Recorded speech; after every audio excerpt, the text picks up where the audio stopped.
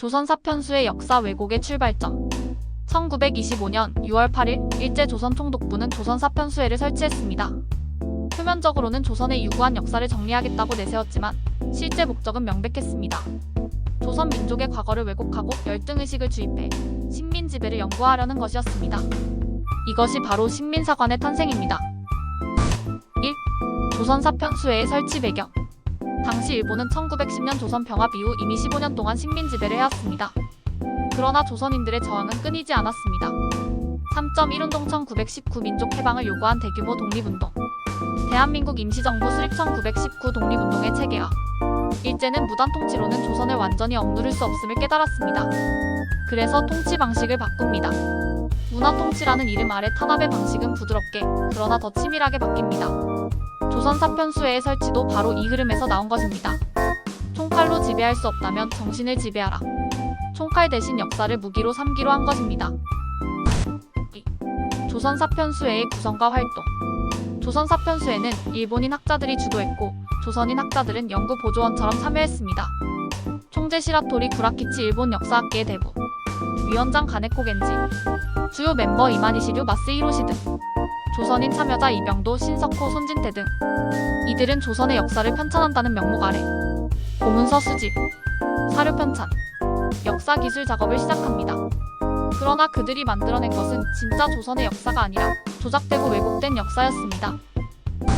3. 식민사관 조선 민족을 무너뜨리는 논리. 조선 사편수회의 작업은 단순한 사료 수집이 아니었습니다. 그 바탕에는 명확한 이데올로기가 깔려 있었습니다. 식민사관의 3대 논리. 타율성론. 조선은 스스로 변하지 못하고 외부의 힘에 따라 역사가 흘러갔다. 조선은 일본의 지도를 받아야만 발전할 수 있다는 논리. 4대 정론. 조선은 스스로 살아남지 못하고 늘 강대국에 빌붙었다.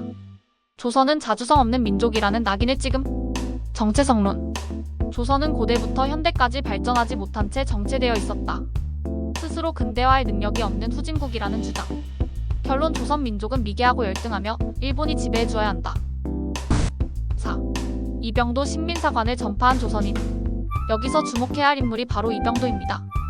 일본 도쿄 제국대학 사학과 졸업. 1927년 조선 사편수회에 입회. 일본인 학자들과 함께 조선사 편찬 작업에 참여. 이병도는 사료 수집과 분석에 뛰어난 실력을 보였고 일제 역사 왜곡 작업에 적극 협력했습니다. 그리고 그는 해방 이후 서울대학교 사학과 교수로 부임해 한국 역사학계의 정점에 오릅니다. 해방 후 바뀌지 않은 것. 1945년 8월 15일 해방. 그러나 조선 사편수회 인맥과 식민사관은 사라지지 않았습니다. 이병도는 서울대 사학과를 장악. 수백 명의 제자들을 양성, 대한민국 역사학계의 주류를 형성.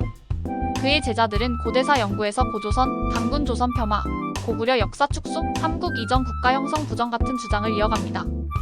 결국 일제가 만든 식민사관의 틀은 해방 후에도 대한민국 역사학계에 뿌리내립니다.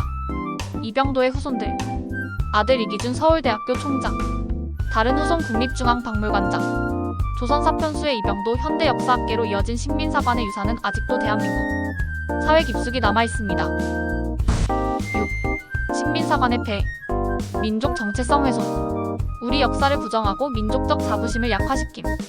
고대사 연구 위축. 한민족의 기원과 뿌리에 대한 연구가 지체됨. 역사인식의 왜곡. 조선이 원래 열등했다는 잘못된 인식이 확산. 일제 잔재 청산 실패. 해방 후에도 식민사관의 잔재가 교과서, 대중역사관에 남아있음. 7. 현재 우리는?